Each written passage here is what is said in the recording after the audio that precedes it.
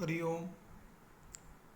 Knowledge plus की इस workshop में हम सभी विद्यार्थियों का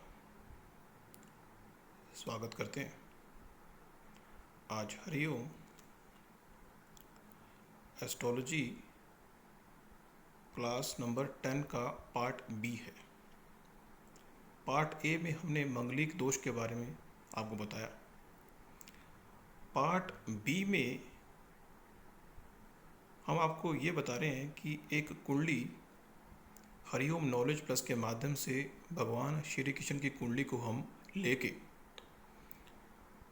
आपको कुछ और जानकारी दे रहे हैं। अब आपको भगवान श्री कृष्ण की कुंडली दिखा रहे हैं।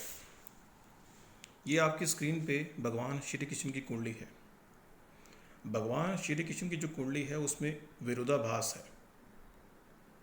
विरोधाभास क्या है कि यहाँ पे हमने जो कुंडली बनाई है वो B1 के हिसाब से बनाई है। ये एक लगन कुंडली है। पर आप विचार कर रहे होंगे कि इस लगन कुंडली में H1 के बिना हम कैसे फाइंड आउट करें कि भगवान श्री कृष्ण का जन्म किस राशि में हुआ है। तो यहाँ पे ये बात आपको क्लियर होगी कि यदि कुंडली ऐसे बनी हो B1 के आधार पर, B1, B2, B3, B4 एक अदृश्य चीज है। कुंडली में कभी भी नंबरिंग B1 के आधार पर नहीं होती। ये बाय डिफॉल्ट माना जाता है कि B1 लोकेशन भाव नंबर 1 की लोकेशन है। स्पेसिफाई कोई भी एस्ट्रोलॉजर नहीं करता। आपने इस तरह की कुंडली कहीं पे देखी नहीं होगी जहाँ पे भाव की इम्पोर्टेंस को इम्पोर्टेंस दी जाए, लेकिन हमने अपनी कुंडली को इस तरह से बनाया है समझाने के लिए। अब यहाँ पे अगर हम भगवान श्री कृष्ण की कुंडली में ये बात फाइंड आउट करने का प्रयास करें कि भगवान श्री कृष्ण की जो कुंडली थी वो किस भगवान श्री कृष्ण जी किस राशि के जातक थे, तो ये यहाँ पे स्पष्ट नहीं हो रहा। तो फिर हमें H1 किसी भी कुंडली को जब हम देखते हैं तो B1 कभी भी स्पेसिफाई नहीं होता जो स्टैटिक रूप से फिक्स है। अब यहाँ पे ध्यान से देख लें कि जो B1 है वो भाव है और वो स्टैटिक रूप से हर कुंडली में फिक्स रहेगा। जब हम भाव की बात करेंगे कि पांचवें भाव, तो आपने H1 को और H12 को भूल जाना है। जब हम बात कर रहे हैं कुंडली में पांचवा भाव और पांचवें भाव की जब बात करेंगे तो जहाँ पे इस कुंडली में बुध लिखा हुआ है वो पांचवा भाव है। और भाव एक प्रकार का इन्वायरमेंट है और इन्वायरमेंट की लोकेशन कुंडली में फिक्स होती है। अब अगर इस कुंडली में हम भगवान की राशि को फाइंड आउट करने का प्रयास करें, अभी हमने पिछली टॉक में बताया था कि चंद्रमा जिस हाउस में बैठता है उस हाउस में जो इन्वायरमेंट बनेगा वो इन्वायरमेंट तय करेगा कि व्यक्ति की राशि कौन सी है। तो यहाँ पे चंद्रमा B1 पे बैठा हुआ है, तो हमें देखना होगा B1 के भाव में H1 आया है या H2 आया है, H4 आया है या H12 आया है। तो जब हमने चेकआउट किया तो हमें पता लगा कि B1 के लोकेशन पे H2 आया है। और किसी की कुंडली को भी जब हम देखेंगे तो ना तो वहाँ पे लिखा होगा B1 और ना लिखा होगा H2। भगवान श्री कृष्ण की जो कुंडली अगर आप चेकआउट करेंगे तो वहाँ पे लिखा होगा 2, 3। 2 का मतलब H2 है, 3 का मतलब H3 है। कुंडली में B1 तो लिखा ही नहीं होगा लेकिन H लिखा होगा, H लिखा नहीं होगा। B1 तो लिखा नहीं होगा लेकिन नंबरिंग दी होगी और वो नंबरिंग H1 से H12 को इन्वायरमेंट को रिप्रेजेंट करती है। चंद्रमा जिस नंबर के साथ जुड़ गया व्यक्ति की राशि वो बन जाती है। चंद्रमा जिस नंबर के साथ जुड़ गया,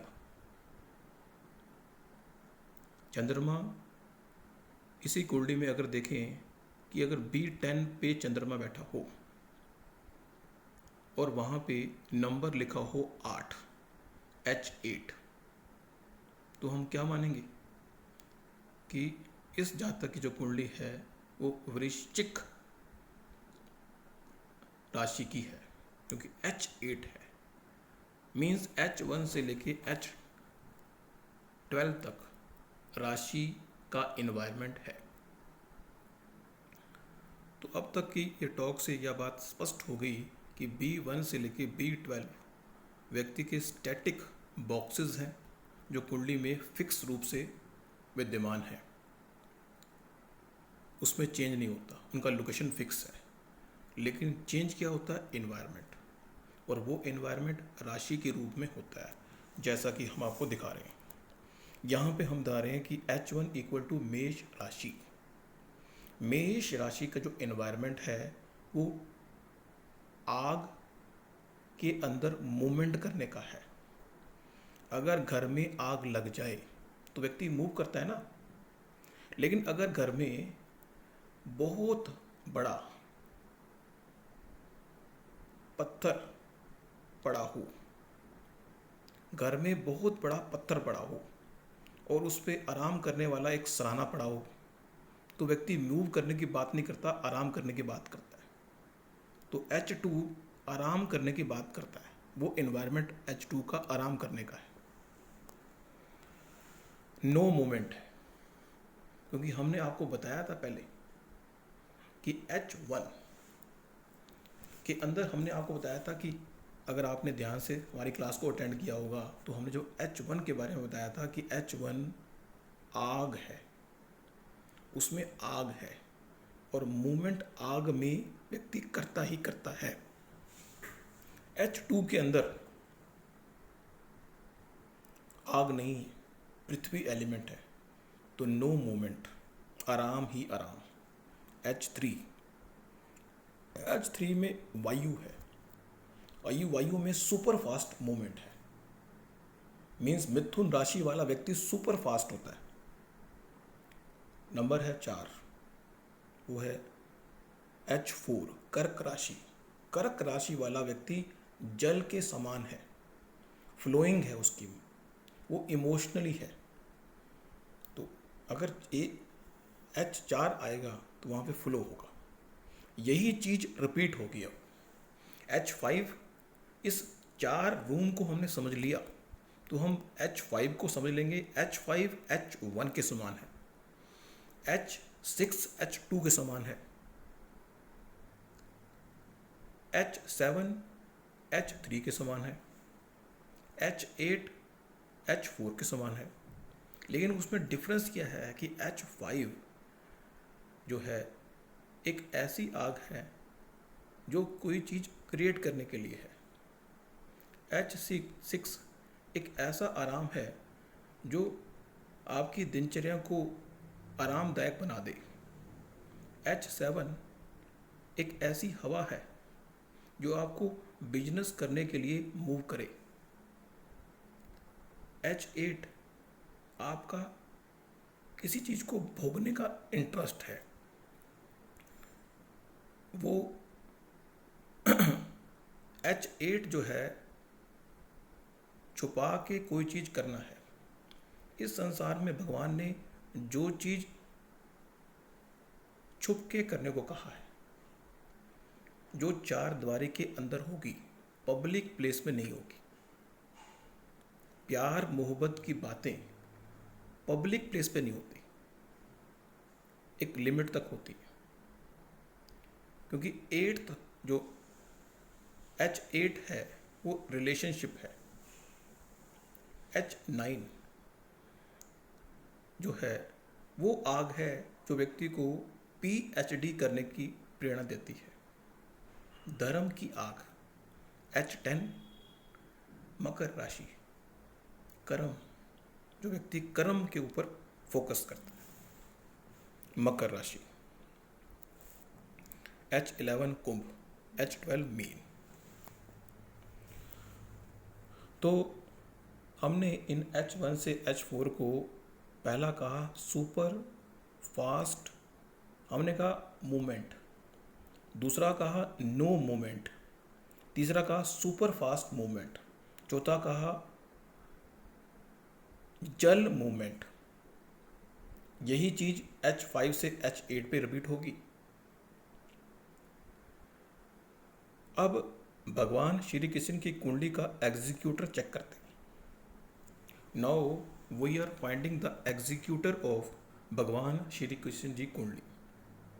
आपकी कुंडली का या आपके भगवान की कुंडली का जो हीरो है वो कौन है? यहाँ पे B1 लिखा हुआ है और हमने ये कह दिया कि भगवान श्री कृष्ण की कुंडली जो है वो H2 से शुरू होती है। मतलब ये है कि भगवान श्री कृष्ण की कुंडली वृष राशि की है और वृष ही लगन की है।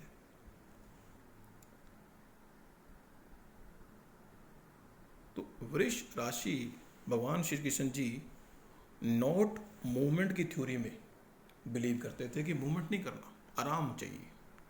और वो नॉट मूवमेंट की जो थ्योरी है उसको लेके, क्योंकि B1 का जो लॉर्ड है, थोड़ा ध्यान से एकाग्रता रखनी पड़ेगी। B1 का जो लॉर्ड है, B1 का लॉर्ड कौन बनेगा? बाय डिफॉल्ट अगर देखें कि B1 का लॉर्ड कौन बनता है, जहां B1 इक्वल टू H1 होगा, लेकिन यहाँ पे B1 इक्वल टू H1 नहीं है, यहाँ पे B1 इक्वल टू H2 है। इसलिए यहाँ पे B1 का लॉर्ड बनेगा शुक्र। भगवान श्री कृष्ण की कुंडली का जो एग्जीक्यूटर है वो शुक्र बना, और वो कहाँ पे गया? कुंडली के 6th भाव में चला गया। मीन्स आपके कुंडली का जो एग्जीक्यूटर है वो जहाँ जाता है, लाइफ का फोकस वहाँ जाता है। आप उस एरिया में, उस इन्वायरमेंट में चीज़ों को एग्जीक्यूट करना, अपने आप को कंफर्टेबल महसूस करते हैं कि वहाँ पे आप कंफर्टेबल हो। अब भगवान का जो एनवायरनमेंट था रूटीन का था, शत्रु के एनवायरनमेंट में चला गया। शत्रु के एनवायरनमेंट में भगवान अपने आप को कंफर्टेबल समझते हैं। ये एक पॉइंट ऑफ व्यू हमने दिया, बात आपको समझ में आ गई। अगली जो वर्कशॉप होगी उसमें जितने भी वर्कशॉप हमने पहले किए हैं उनके अंदर जो क्रक्स आपको बताया है उसको रिवाइज करने का प्रयास करेंगे। इसीलिए हमारी ये workshop Hariom astrology class 10B को वाइंड अप करते हैं, और नेक्स्ट क्लास के अंदर हमारे जो कंसेप्ट क्लास 1 से लेके क्लास 9 तक हुए हैं, जो हमने आपको रिवाइज नहीं कराए, वो हम हरिओम एस्ट्रोलॉजी क्लास 10C के पार्ट में कवर करेंगे। Thank you so much for listening and supporting. कोई डाउट हो, कोई क्वेरी हो तो कमेंट बॉक्स में, अगर हमारे चैनल को सब्सक्राइब आप करेंगे तो नोटिफिकेशन मिलेगा आपको। अदरवाइज़ आप वीडियो देखें, कोई डाउट हो तो पूछ सकते हैं। Thank you so much for listening and supporting and watching Hariom knowledge plus. अपनी मेन स्क्रीन पे आते हैं और आपको इस होप से कि नेक्स्ट वर्कशॉप को भी आप अटेंड करेंगे, तभी एक पूरा एक पैकेज आपको समझ आएगा। Thank you so much.